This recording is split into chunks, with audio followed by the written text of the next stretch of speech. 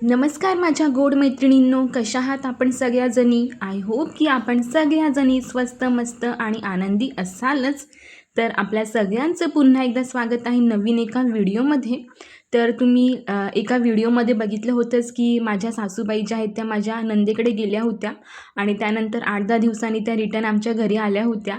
आणि त्यानंतर माझे मिस्टर जे आहेत ते खूप इमोशनल झाले होते, कारण की तुम्ही बघितलं होतं की ते खूप मध्ये आजारीसुद्धा पडले होते.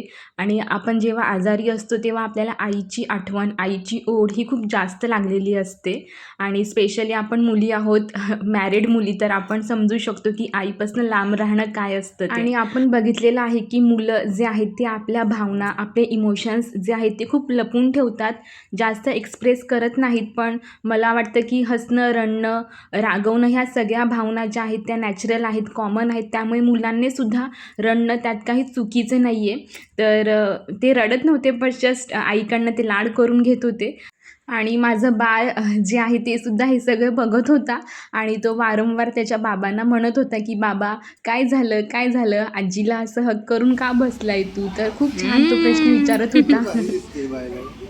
बाय बाबू. तर दुसऱ्या दिवशी होता मार्गशीर्ष महिन्यातला 5वा शेवटचा गुरुवार. आणि मला जरा टेन्शन पण आलं होतं की मला 5वा गुरुवार आईची सेवा करायला भेटते की नाही भेटत. पण फायनली मला 5वा गुरुवारसुद्धा करायला भेटला. आणि 5व्या गुरुवारीच माझी खूप धावपळ झाली, कारण की त्या दिवशीच मी मार्केटमध्ये सुद्धा गेली होती. सगळं सामान वगैरे मला आणायचं होतं आणि 5:30पर्यंत ही पूजा आपल्याला करून घ्यायची होती. तर मी सकाळची जी काही कामं आहेत ती पटकन आवरून मार्केटमध्ये आली होती आणि जे काही साहित्य लागणार होतं आणि 5 आपल्या ज्या काही कुमारिका असतात, लहान लहान मुली, त्यांनासुद्धा मला काही वस्तू घ्यायच्या होत्या. तर ते सगळं मी घेऊन रिटर्न आमच्या घरी आली. तर बऱ्याच लोकांनी 4थ्या गुरुवारीच उद्यापन केलेलं आहे, पण आपल्याला जर महालक्ष्मी आईची सेवा करण्याची संधी अजून मिळत आहे तर ती आपण का सोडावी, हो की नाही?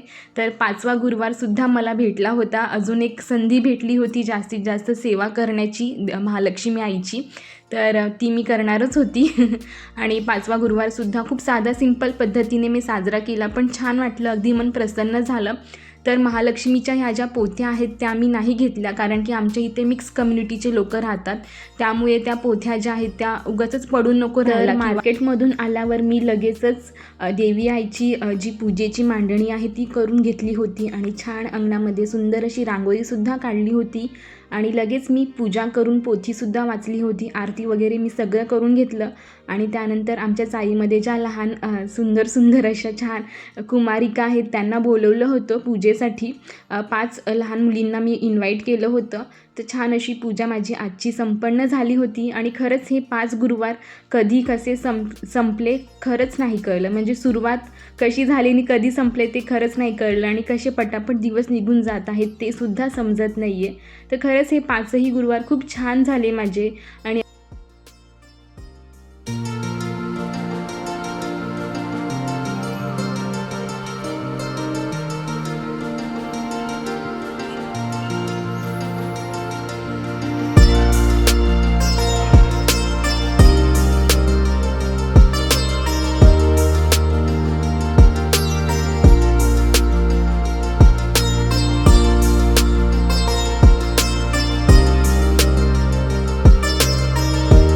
तर 5:30च्या आधीच माझं सगळं काही आवरलं होतं. पूजा झाली, आरती झाली, त्यानंतर कुमारिका पूजनसुद्धा झालं होतं.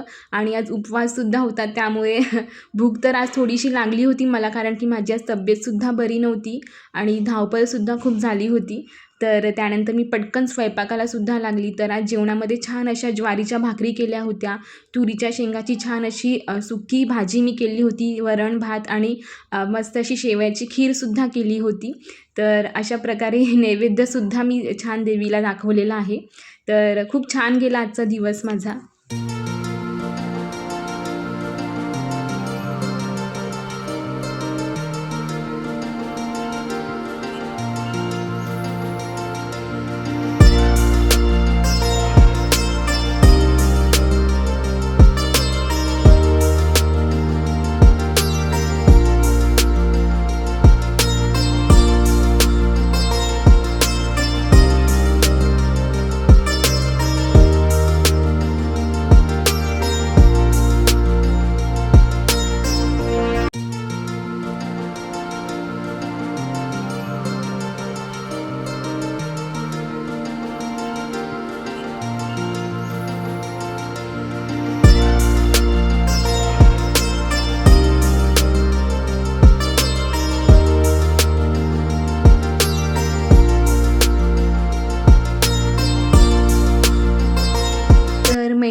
आय होप की तुम्हाला आजचा हा व्हिडिओ नक्कीच आवडला असेल तर प्लीज छान छान कमेंट्स करा, लाईक करा, शेअर करा आणि आपण अजूनही आपल्या चॅनेलला सबस्क्राईब केले नसेल तर सबस्क्राईब देखील करायला विसरू नका. आणि तुमचेसुद्धा 5ही गुरुवार कसे गेले, महालक्ष्मी आईचं व्रत तुम्ही कशा पद्धतीने केलं ते सुद्धा मला कमेंट्समध्ये सांगायला विसरू नका.